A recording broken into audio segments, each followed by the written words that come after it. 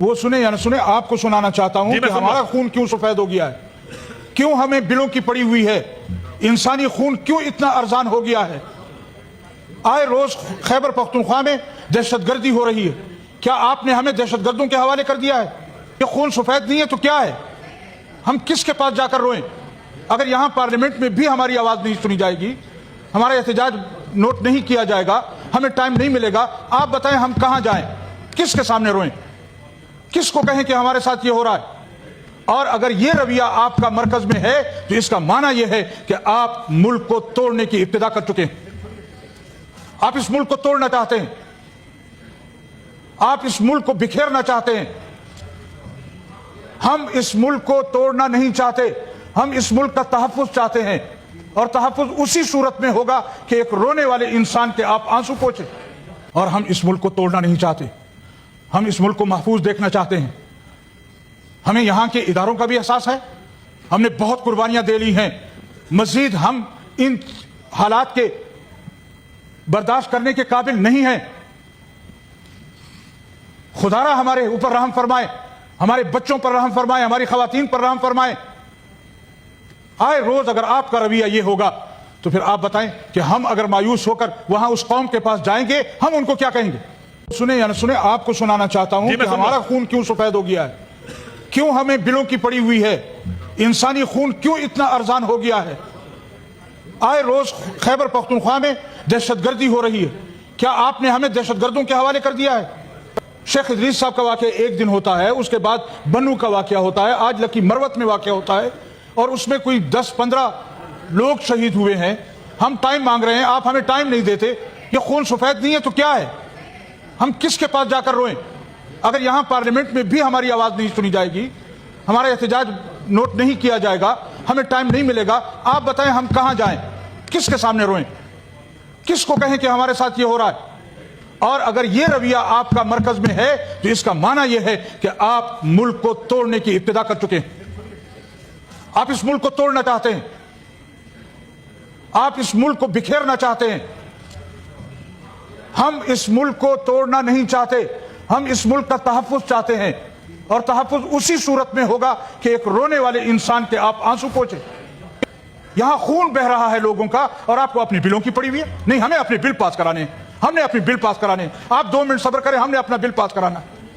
اب بتائیں یہ کب تک چلے گا صوبہ خیبر پختونخوا کے ساتھ؟ ہم تو کہتے ہیں یہ جو اپر ہاؤس ہے یہ علامت ہے اکانومی کی، یہ علامت ہے ایک اس کی، یہ کیسی علامت ہے؟ یہاں بھی ہمارے رونے کی آواز نہیں سنی جا رہی۔ اب آپ بتائیں، کل بھی ہم روئے ہیں، پرسوں بھی ہم روئے ہیں، یہاں پر ہماری لاشوں پہ لاشیں اٹھ رہی ہیں، اور صورتحال یہ ہے کہ جب ہم بات کرتے ہیں کہتے ہیں آپ بیٹھ جائیں، ابھی ٹائم نہیں ہے، ابھی ہم نے بل پاس کرانے ہیں۔ یہ بل اتنے اہم ہیں، اتنے ضروری ہیں کہ وہاں انسانوں کا خون بہتا رہے اور آپ لوگ یہاں بل پاس کراتے رہیں؟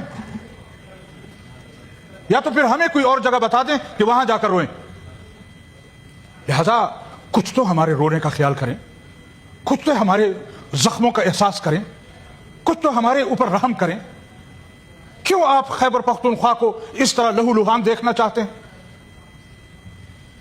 اور یہ کسی ایک کے ساتھ نہیں ہو رہا، وہاں پولیس والے مرے ہیں، وہاں عام لوگ شہید ہوئے ہیں، فورسز وہاں پر ناکام ہو رہی ہیں۔ ابھی بھی جا کر آپ رپورٹ منگوائیں ذرا لکی مروت کی، جو صورتحال وہاں ہے اس وقت، نورنگ کے بازار میں خون کی ندیاں بہ رہی ہیں، اور ہمیں یہاں پڑی ہوئی ہے جی ہم نے اپنے بل پاس کرانے۔ یہ احساس کب آپ کو پیدا ہوگا؟ اگر ہم نے اس احساس کو پیدا نہیں کیا کہ بلوچستان کدھر جا رہا ہے، خیبر پختونخوا کدھر جا رہا ہے، وہاں کی صورتحال ایسی کیوں ہے، ہم بار بار کہہ چکے ہیں کہ از راہ خدا آپ مہربانی کریں اس پر ایک ان کیمرہ اجلاس بلایا جائے تاکہ صورتحال واضح ہو۔ جمعیت علماء اسلام کی قیادت بار بار کہہ چکی ہے کہ ان کیمرہ اجلاس بلایا جائے، نہیں بلا رہے۔ مرتے ہیں تو مرے، خیبر پختونخوا والے مر رہے ہیں، پنجاب میں تو کچھ ہو نہیں رہا۔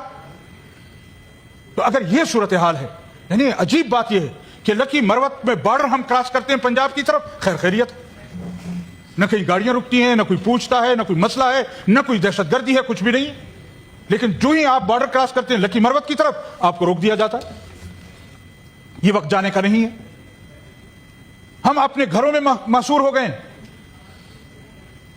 زندگی عصر کے وقت ٹھپ ہو جاتی ہے، کوئی پوچھنے والا نہیں ہے، اور یہاں ہمارا خون اتنا سفید ہو گیا ہے کہ ہمیں اس کی کوئی ضرورت ہی نہیں ہے، ہم نے تو اپنے بل پاس کرانے، ہمیں تو اس خون کے بہنے کی کوئی پرواہ نہیں ہے۔ بہتا رہے خون خیبر پختونخوا میں، بلوچستان میں خون بہتا رہے۔ تو یہ تو آپ ابتدا کر رہے ہیں ملک توڑنے کی، یہ آپ خیبر پختونخوا کے لوگوں کو احساس دلا رہے ہیں کہ ہمارے اندر آپ کے لیے کوئی جذبہ نہیں ہے۔ ہم نے کب کہا؟ لیکن یہ بتائیں کہ ہمارا خون کیوں بہ رہا ہے، ہمارا خون اتنا ارزاں کیوں ہو گیا ہے؟ اگر آپ لوگ جواب نہیں دیں گے تو ہم کہاں جا کر روئیں؟ کوئی اور فورم ہمیں بتا دیں، کوئی اور جگہ ہمیں بتا دیں۔